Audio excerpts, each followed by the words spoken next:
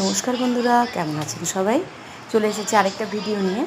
আমরা তো প্রত্যেক দিনই হয় খাবার বা রান্নার এইসবই ভিডিও দেখাই, তো আর যেটা জানি সেটাই করি। ওই জন্য আজকেও আবার একটা রান্নার খাবারের ভিডিও নিয়ে চলে এলাম। আজকে কি কি রান্না করেছি একটুখানি দেখিয়ে দিই। নিজে নিজে ভিডিও করা খুব শক্ত, পুরো ধোঁয়া ওটা গরম ভাত, ভাতটা সবে নামিয়েছি আর কি। আর এই করেছি টমেটো পোস্ত, আজকে একদম নিরামিষ, শ্রাবণ মাসের প্রথম সোমবার।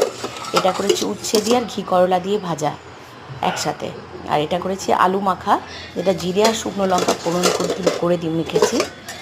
আর এটা করেছি মুগের ডাল, একদম পেঁয়াজ রসুন নেই আজকে তরকারিগুলোতে, সব শুদ্ধ নিরামিষ করেছি।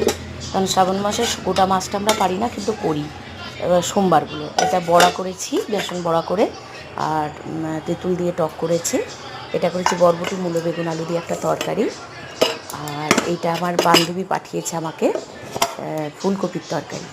এই যে আমি নিজে নিজে ভিডিও করছিলাম, ওটা খুব সুবিধে করে করতে পারিনি।